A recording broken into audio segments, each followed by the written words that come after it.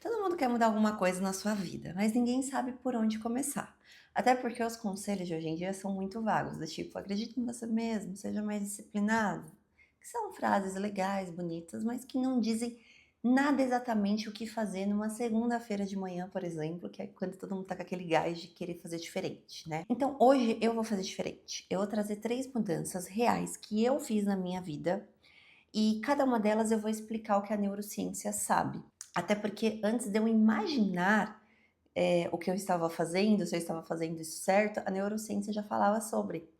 E é muito legal, porque eu sequer sabia que tinha comprovação científica de tudo que eu fiz. E quando eu comecei a estudar neurociência, eu ficava tipo: "Nossa, é por isso que deu certo, agora tudo faz sentido".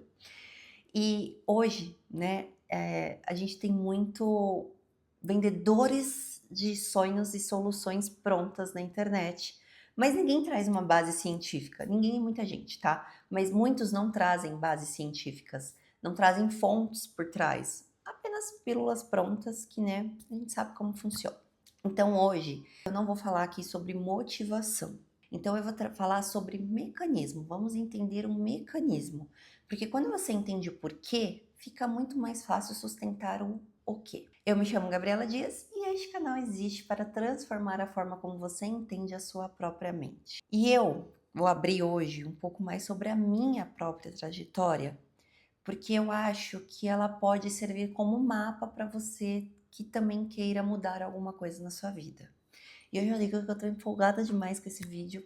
Eu fiquei muito empolgada fazendo esse roteiro. Então eu espero que vocês gostem de todas as dicas. Se alguma dica mudar um pouquinho assim na vida de alguém, eu já vou ficar muito, muito, muito, muito feliz mesmo. Então, se mudar, se fez sentido, conta aqui nos comentários, combinado? A minha primeira mudança começou de um jeito um pouquinho estranho, digamos assim. Porque eu comecei a me observar de fora. Tipo, imaginar que eu era telespectadora da minha própria vida, olhando para ela como quem assiste e não quem vive de dentro. E aí eu comecei a fazer a mesma coisa com as pessoas que eu admirava. Comecei não, porque eu já olhava de fora, né? Então eu também era uma telespectadora ali da vida daquela pessoa, digamos assim. E aí foi que eu comecei a perceber uma coisa que me incomodava. A vida que eu levava não parecia em nada com a vida das pessoas que eu admirava. Não porque eu fosse pior, talvez eu era, não sei, mas porque eu nunca tinha parado para comparar de verdade com esse distanciamento. Mas não aquela comparação ruim, tá? Eu espero que vocês entendam o que eu quero dizer. E foi esse olhar que me deixou enxergar o que eles faziam e o que fazia sentido eu também começar a fazer. E isso que eu fiz, sem saber, tem nome na ciência. Isso chama autodistanciamento. E ele foi estudado a fundo pelo psicólogo Ethan Kross. Ele diz que quando você analisa a sua própria vida na primeira pessoa, que você está mergulhada nela, é muito mais difícil a gente enxergar com clareza. Porque as emoções, elas dominam o nosso raciocínio. A emoção, ela fala muito mais alto que a razão. Mas quando você se afasta um pouco e passa a olhar para a própria situação, para a própria vida, como quem observa de fora, o cérebro processa aquilo de um jeito mais parecido com o que você faz quando avalia a vida de outra pessoa. De forma mais racional, menos reativo, mas capaz de enxergar um padrão em vez de só sentir aquela emoção. É basicamente o que acontece quando você dá conselho para um amigo, uma amiga, que você dá com clareza, né? Que você às vezes não tem a mesma clareza quando o problema é seu. Porque repara, é muito mais fácil a gente dar conselho ou resolver o problema de alguém do que o nosso.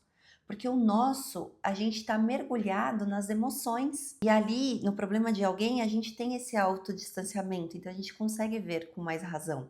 Então, o autodistanciamento é isso, é criar esse mesmo efeito, só que apontando para dentro. A minha segunda mudança eu resisti bastante, porque por muito tempo eu achava que exercício físico era coisa de coach, de gente muito maromba, muito atleta, sabe? Aquele papo de rotina perfeita, e que eu nunca acreditei que fosse possível para mim, porque eu era uma pessoa muito sedentária e eu tinha certeza que era aquela vida, era só aquilo que eu conhecia.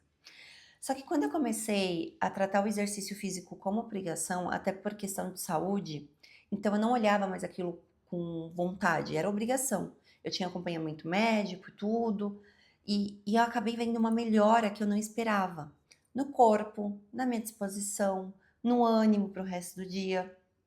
E eu entendi uma coisa que mudou tudo assim para mim.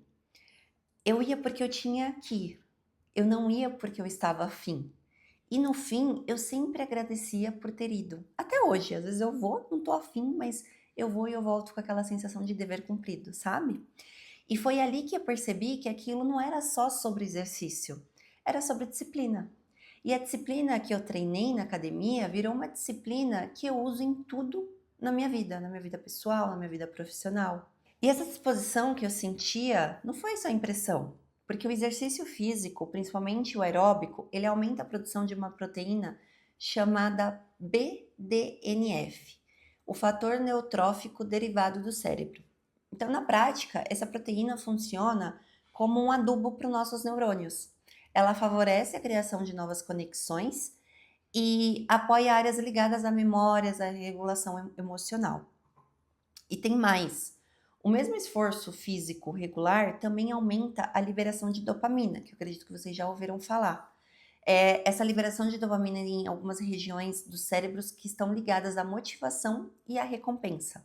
Ou seja, o nosso cérebro literalmente se recondiciona para sentir mais prazer e para sentir mais disposição como resposta direta ao hábito de se mexer, de se exercitar.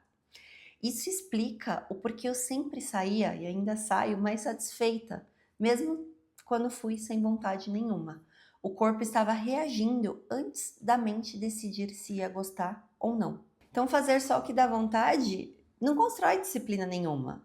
Só a disciplina constrói a disciplina. E eu sei que é muito mais fácil falar assim, seja uma pessoa disciplinada, mas como? Como ser disciplinada?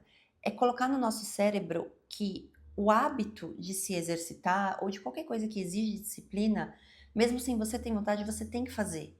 Você não pode negociar com seu cérebro. Às vezes eu acordo e falo, putz, hoje eu não tô afim. Mas se eu ficar pensando que eu não tô afim, eu não vou, eu não faço. Então eu tenho que pensar que eu tenho que fazer por obrigação. Eu faço uma comparação que tem muitas pessoas que não gostam de trabalhar no seu trabalho, de ter que pegar metrô lotado, trem lotado, trânsito, mas vão do mesmo jeito. É a mesma disciplina, você vai porque é uma obrigação. Isso constrói uma disciplina. Então, todo mundo é um pouquinho disciplinado, mas às vezes é colocar disciplina em algo que seja melhor para nós, nosso benefício, com o nosso autocuidado. Por mais que seja difícil, é difícil. Criar um hábito é difícil, criar a disciplina, ser disciplinado é difícil, mas a gente tem que escolher o nosso difícil. E a terceira mudança que eu fiz foi olhar com mais critério para o ambiente e para as amizades que eu tinha. Eu comecei a me fazer perguntas simples, mas que eu nunca tinha feito antes. Por exemplo, eu me perguntava o que essa relação de amizade me beneficia? Essas conversas estão sendo produtivas para mim? O que eu acho que essa pessoa tem e que eu posso admirar de verdade? As pessoas que frequentam esse ambiente têm a vida que eu quero construir? E foi respondendo de forma honesta comigo mesma que eu comecei a sair de ciclos que só sugavam a minha energia. Ciclos que não me beneficiavam em nada e que ainda me colocavam para baixo, que fazer uma piadinha ou outra, sabe? Que não impulsionava o meu crescimento. E foi uma das mudanças que mais impactou a minha vida, sério, sem exagero.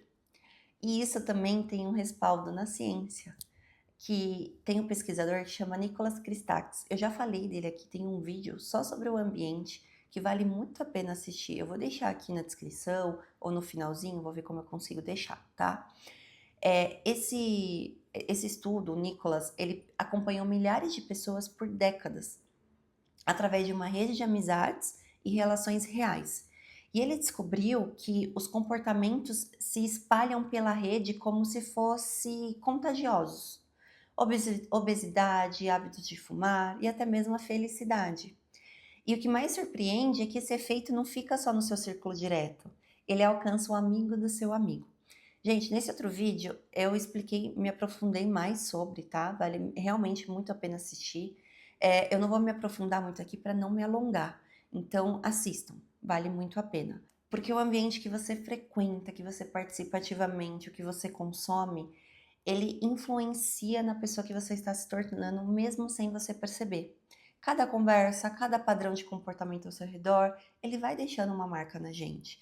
E que fique bem claro, isso não é só sobre círculos físicos, é sobre rede social também. O que você está consumindo na rede social, você tem que ver se isso é produtivo para você, se isso te agrega em algo, sabe? Enfim, foi exatamente isso que eu vivi. E assim, quando eu troquei o ciclo, sem nem perceber direito, eu comecei a absorver outros padrões, outras referências, e a minha vida foi mudando de dentro para fora.